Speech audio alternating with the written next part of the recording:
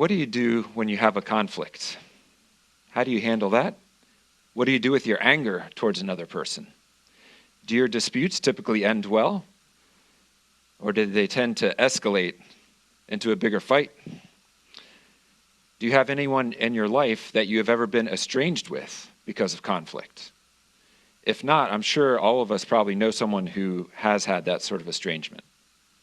Conflict isn't necessarily bad. It's an inevitable part of life. Conflict, if handled well, it can make our relationships stronger, help us to be closer to people. But sadly, that is often not the outcome we experience. God is passionate about peacemaking, and I hope that we will have that same passion. The Bible is strewn with all sorts of commands and wisdom about how to get along with other people peaceably. And my hope is that if we have that same passion, we would be able to make God's will done on earth as it is in heaven in our relationships, because in heaven, there's no fighting. Next week, my wife, Kim, and I will be doing a 5-week class starting next Sunday in the formation time, which is between the services, on this topic of conflict resolution. And then today's sermon is an introduction to that topic. We're going to look at an essential biblical principle of how to handle strife. And if we apply this principle, it'll make a huge difference in our relationships, to improve the quality of our lives, and to de-escalate the temperature of our disputes that we have with other people. So in all of your conflicts that you've had with other people, there's one common denominator. Do you know what that is? It's you. That's right. You're welcome for that great insight. That is why they pay me the big bucks. And now that we've covered that, well, let's close in prayer. So when we have a conflict, typically, of course, we think that we're right and the other person is wrong. And our goal is to prove that we are right and the other person is wrong. So what is the cause of our conflicts? It'd be an interesting exercise for each of us to talk to someone that we know well and ask them, what's the cause of our conflicts? And we could even do that right now. The problem is, I'm guessing we might have some fights break out in our midst, because we'd end up oftentimes pointing the finger at someone else and saying, you are the cause of our conflicts. And immediately we blame the other person. We'd say, he's lazy and irresponsible. She spends all the money. He comes home late from work. She's irritable and easily offended. He's insensitive. She's controlling. He doesn't help around the house enough. My daughter is disrespectful. My son is not diligent in his studies. My boss, he doesn't appreciate me. My friend, he's so annoying when he does this or that. My neighbor, he plays his music too loud and lets his dog poop in my yard. It's their fault. Our fingers are always pointing outward. If everyone would just do what I wanted them to do and follow the marvelous wisdom of my ideas, then we would have peace and this world would be a better place, because I know best. And there are some people that switch from church to church, and at each place they have broken relationships and disputes, and then they leave and go to another place. And they think, man, the people in that church are so unreasonable, they're so annoying. They don't realize that that common denominator is themselves in all of those relationships. It reminds me of the joke of the man who's driving down a highway, and his wife calls him on his cell phone, and she says, Herman, watch out. There's a car on the highway going in the wrong direction. And he says, it's not just one car, there's hundreds of them. So in every quarrel, each party bears some responsibility for what's going on. And Jesus gives us some profound wisdom on what to do and what this means for our relationships. So Matthew 7, 3-5, he says, why do you look at the speck of sawdust in your brother's eye and pay no attention to the plank in your own eye? How can you say to your brother, let me take the speck out of your own eye, when all the time there is a plank in your own eye? You hypocrite, first take the plank out of your own eye, and then you will see clearly to remove the speck from your brother's eye. Why is it so hard for us to see the plank in our own eye? Why does the speck in my brother's eye look so much bigger than my own plank? How can we learn to focus on our own faults first before we address the other person's faults? I think the main barrier is our pride, our desire for self-protection, and the main antidote is a good dose of courage and love, humility, and a passion for peacemaking. I heard a pastor share a story once about this, and he did marriage counseling, whether just with one individual or with a couple together. And he would be sitting down with them, and he would take a piece of paper, and he would say that basically everyone who came to his counseling office with these problems would always blame the other person. He does this, she does that, she does this. They'd blame. And so he'd take a piece of paper and he'd draw a circle like a pie, and he'd say, okay, now take this pen and draw a slice of the pie and show me how much of the fault is yours and how much of the fault and the problems in your marriage is the other person's. And inevitably, the person would draw their own slice as either nothing or just a teeny little sliver. And then he would say, okay, only 2% of the problem is yours and 98% of the problem is your spouse's. But instead of talking about their 98%, let's talk about your 2% because that's the only part you have control over. And he said it never worked. No one wanted to talk about their own slice. They only wanted to talk about their spouse's slice of the pie. So when we have a conflict, that's the first step, is to own our own slice of the pie, the part that we are playing in this conflict. And this is very difficult to do because we have a strong need for self-justification and self-protection. But when you admit that part of the problem is you, admit it to yourself and admit it to the other person, that part of the problem is yours, it de-escalates the temperature in the dispute. So the question is, what is our goal? Is your goal to win the fight or to have godly reconciliation? Because these are often two very different things.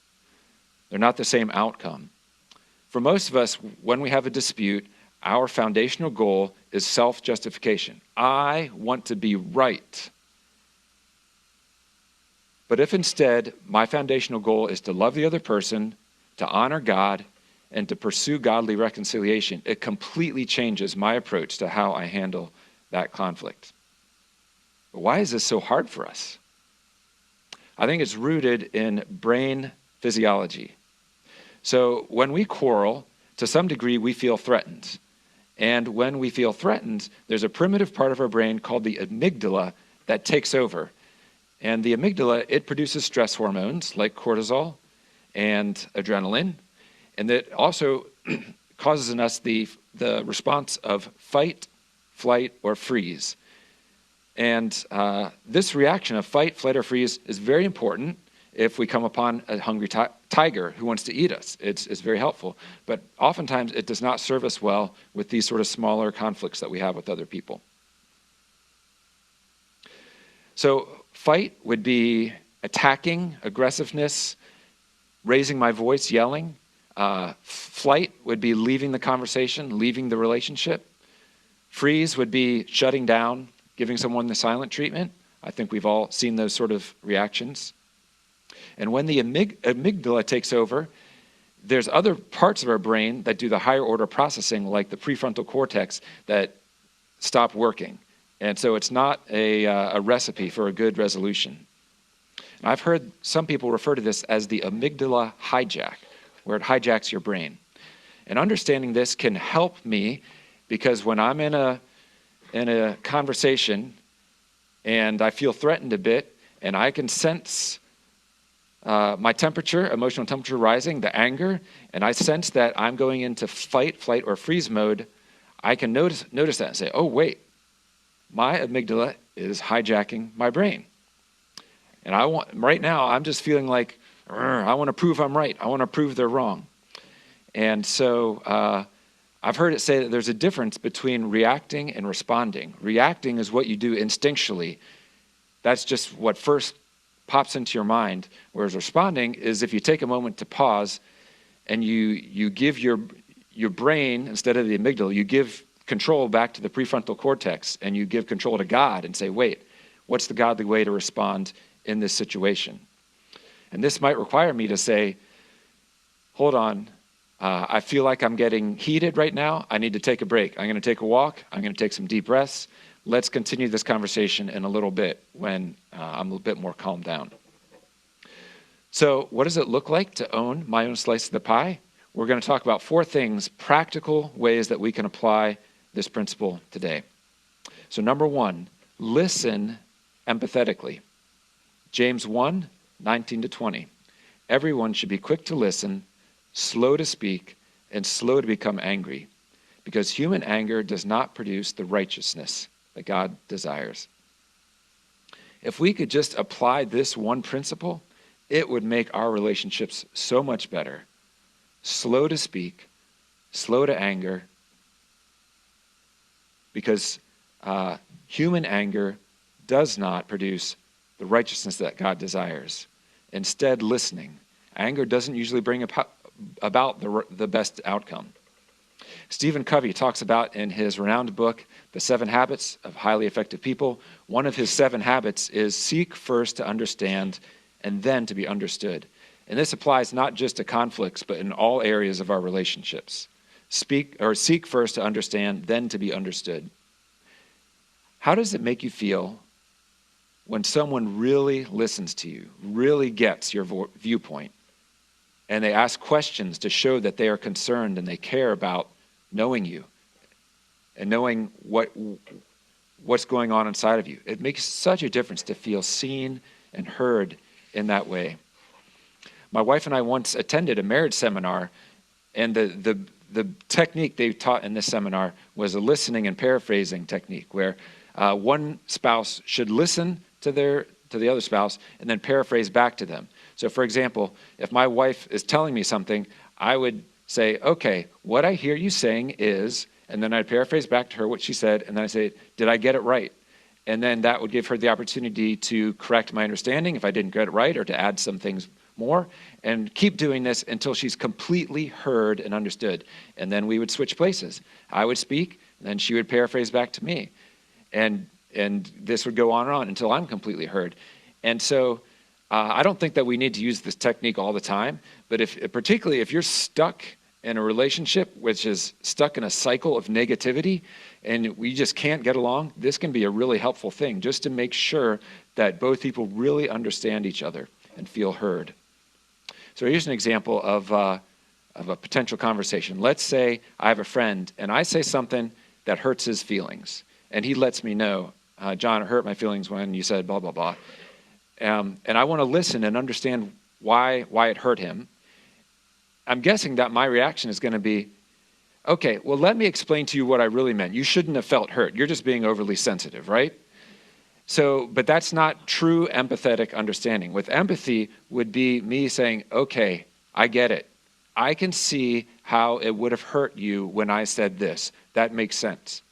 It shows him that I really get him. I'm tracking with him. I feel his pain. That's what I mean by empathetic listening. All right, number 2, apologize. This is the ultimate act of owning your slice of the pie. This doesn't mean that you have to take responsibility for 100% of the conflict, but there's got to be something in there that you can apologize for. It'll lower the temperature of the conversation. And hopefully, when you apologize, it'll also induce the other person to have that same humility, to apologize for their slice of the pie, because they feel safe. If I'm blaming them, they feel threatened, and so then they have to be defensive. But if instead of blaming them, I take the responsibility and apologizes, it gives them the safety to be able to do the same, rather than feeling vulnerable and it's too scary to do that when someone's attacking you. So here's an example from my life. This is years ago. Kim and I had an argument about something. I don't even remember what it was. But I remember I was sitting in our living room on the couch, just feeling angry. I call it stewing in my anger, rehearsing in my mind. Well, it's her fault. She did this, she did that. And so I was doing this, and I felt like God clearly spoke to me and said, John, go love Kim. Instead of stewing in your anger, instead of being selfish, instead of having this pity party and sulking, go love her. And I said, well, Lord, I do love her. And God said, no, not love her in the abstract. I mean, go practically love her right now by talking to her and getting things right and forgiving her. That's what it means to love. Just like that's what I did when I love you. I came to this earth to initiate reconciliation and forgive you.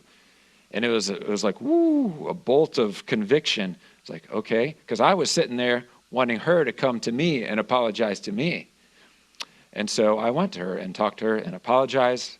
I don't remember what the conflict was about, but I probably said something like, I'm sorry for the way I reacted earlier today when we had that conversation.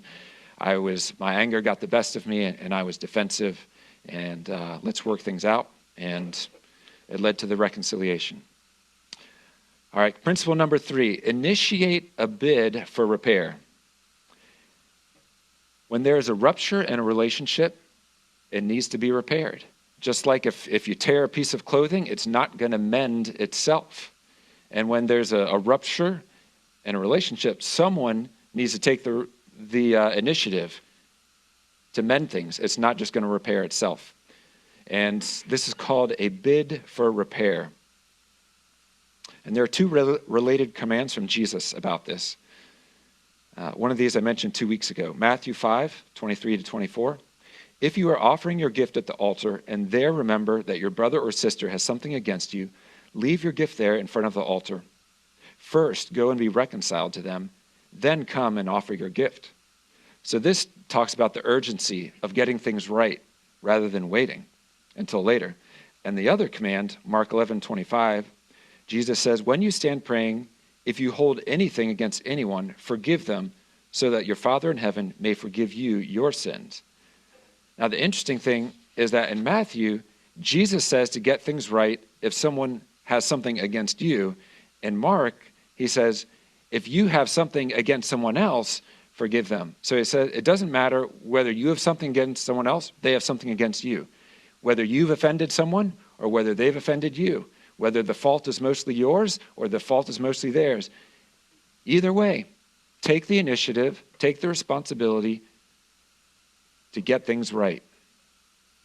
And that's not easy. I think for all of us, it's our natural reaction to want to keep a distance and to wait for that other person.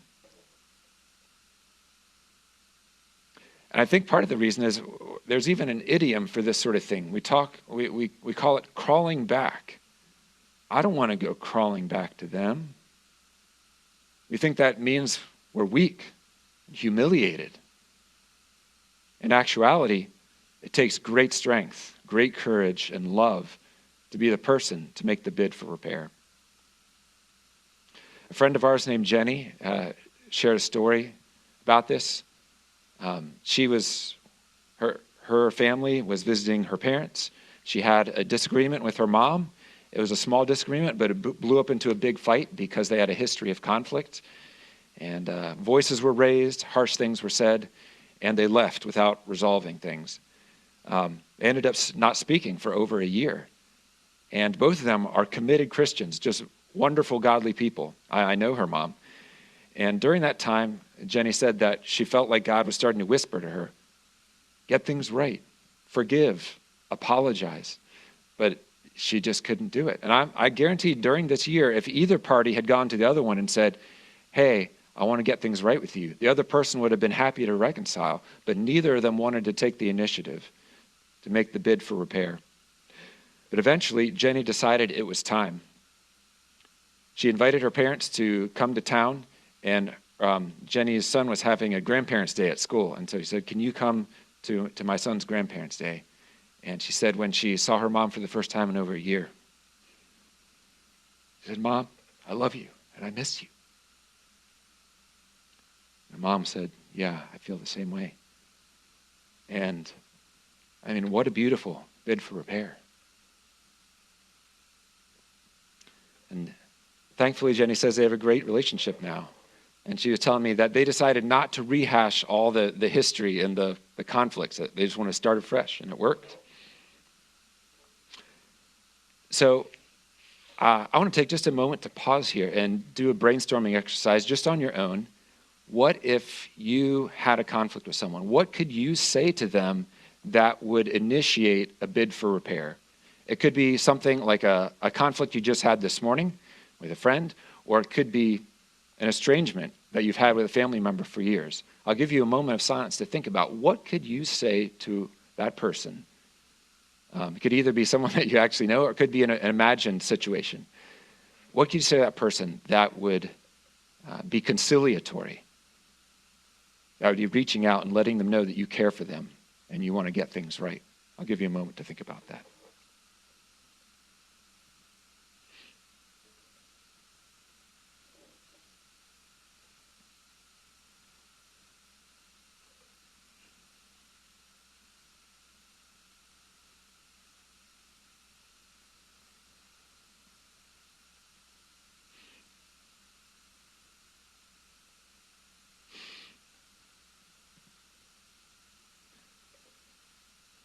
So there's not one magic formula for this. There's a lot of different things you could say. Here's one that I thought of. You could say something like, hey, I know this morning we had that big argument, but I just want to let you know that you're important to me. I care for you. This relationship is important to me, and I want to get things right. Can we talk? Can we work things out? How would you respond if someone said that to you?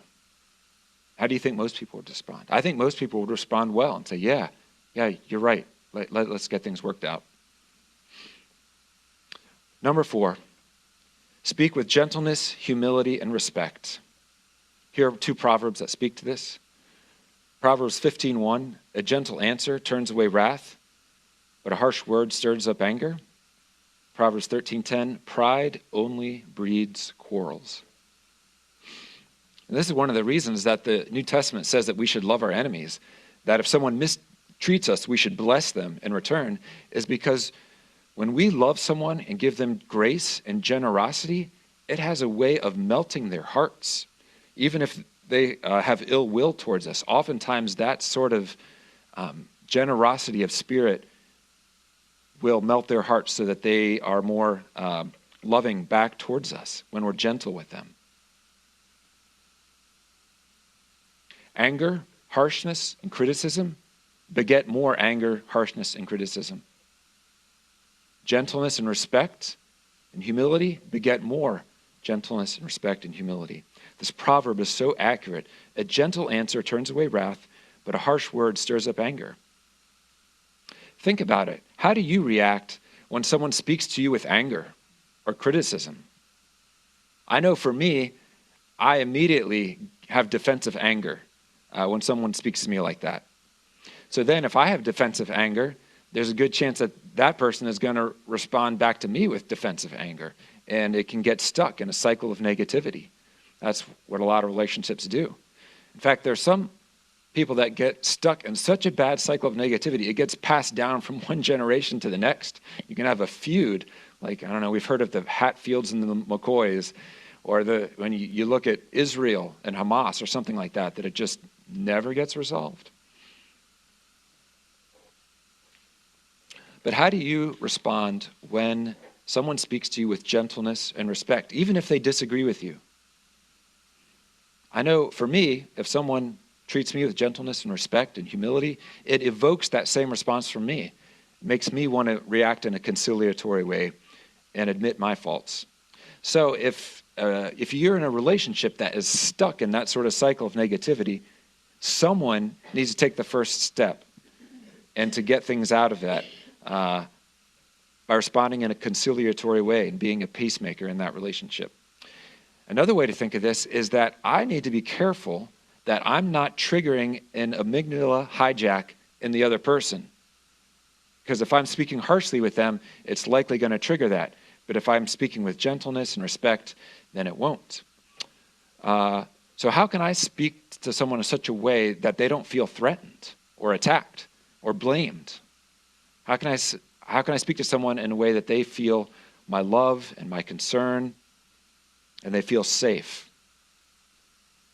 So I'm going to read next a long passage from an article I read this week. Was just an awesome description of this sort of relationship, this sort of reconciliation between people that are fighting. It's written by a guy named John Gray, who's a therapist, and he was counseling a couple, and it sums up all that we've been talking about today.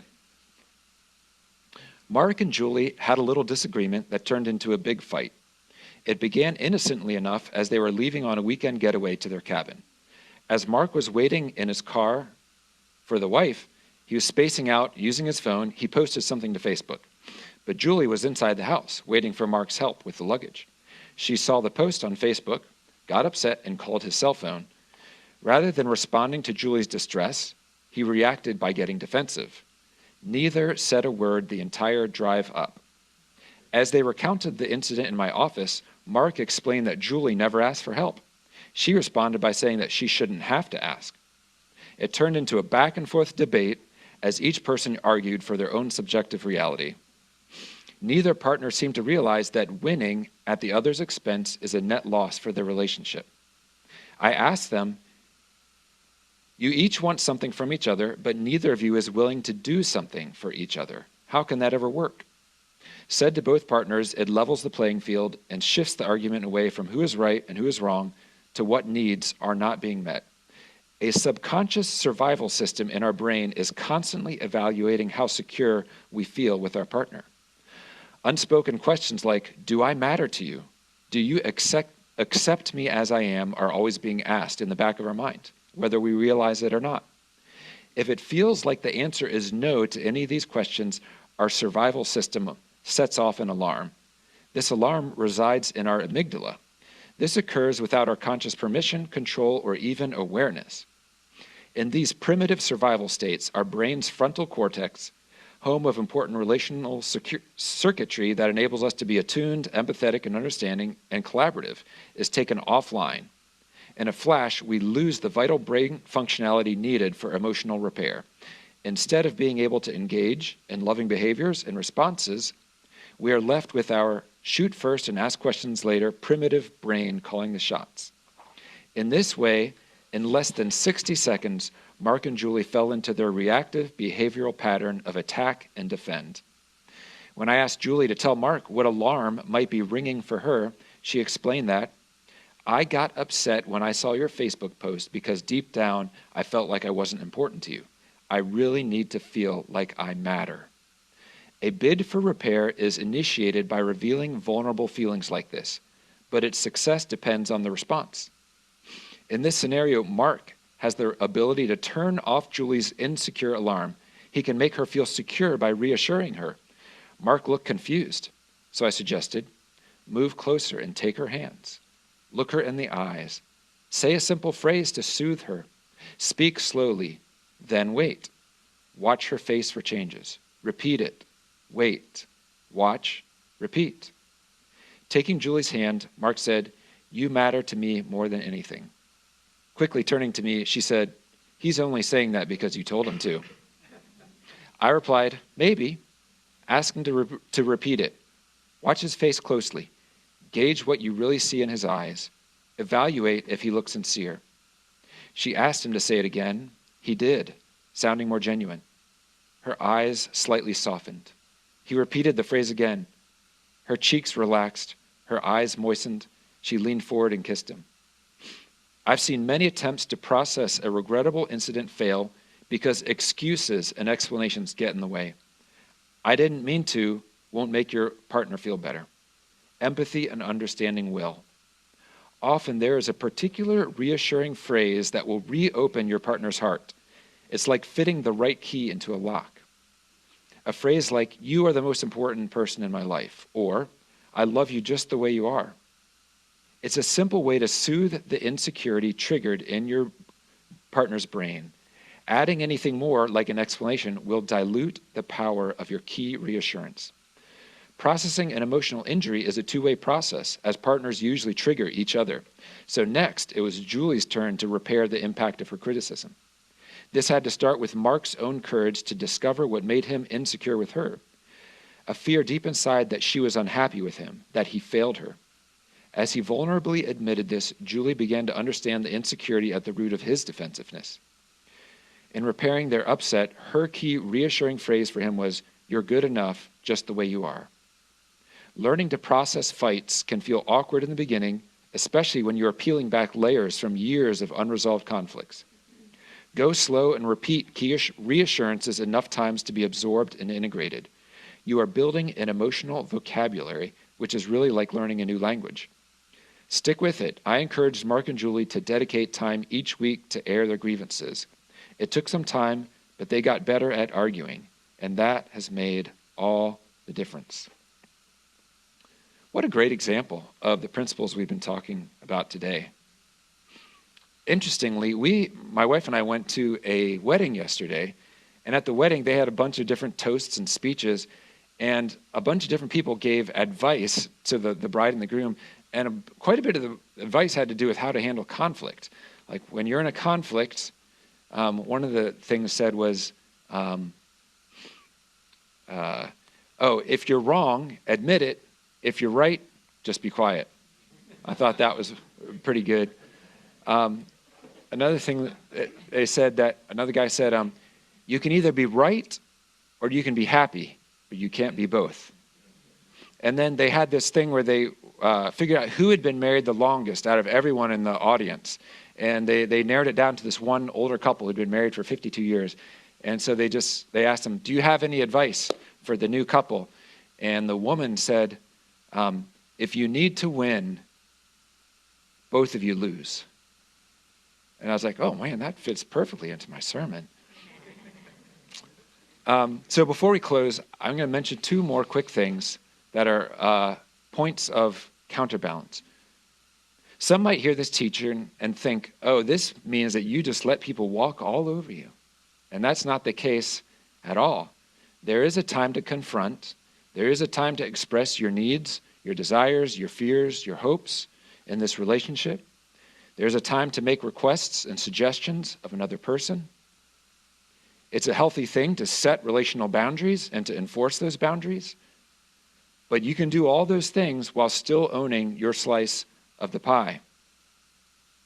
Remember what Jesus said, after you remove the plank from your own eye, then you can see clearly to remove the speck from the other person's eye. And then secondly, I was talking to my daughter. She's a marriage and family therapist. And I was telling her what I'm going to cover today in my sermon. And she said, oh, that sounds fantastic. Now, I would encourage everyone I counsel to follow those principles. But most people are going to have a really hard time actually following those things. And I said, why? Once you know the concepts, can't you just do it? And she said, it's not so simple. It's easier said than done. We all react out of our woundedness. We react because of the patterns that we've had in our life, patterns of thinking, patterns of relating that have been going on for decades. You can't just snap out of it. And oftentimes it's a woundedness related to our insecurity of who we are, our identity, our self-worth. That's why we react the way we do. So in order to respond differently, there needs to be some inner healing of our insecurities, of our identity, of our sense of self-worth. And when we have that healing, then we can respond in a way that is more conciliatory. So anyways, her advice was work on yourself too. Get that inner healing, whether it's going to a therapist or whatever else. And of course, she's a therapist, so she thinks that's the way to go. But anyways, so that's another point to consider. All right, so in summary, here are the 4 things that we talked about today about owning your slice of the pie. 1, listen empathetically. 2, apologize. 3, initiate a bid for repair. And 4, speak with gentleness, humility, and respect. So let's go ahead and close in prayer, and we'll head to communion. Father, we thank you so much for your love for us. We thank you that you have a passion for peacemaking. We thank you for the practical wisdom you give us in your word. Let's just have a moment of silence here and think about what we've talked about today. Think about your relationships. What sort of conflicts have you been having?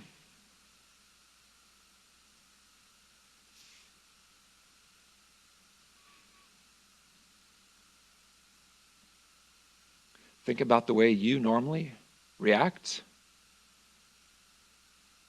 when you have a dispute?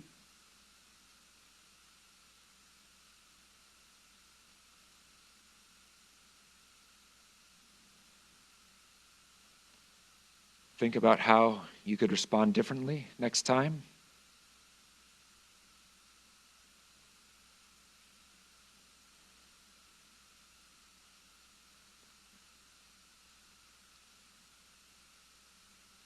Father, we ask that you would give us the healing that we need in our souls so that we could respond with humility and love and courage instead of reacting with so much anger in our relationships. Teach us to pursue godly reconciliation. We pray through Jesus' name. Amen.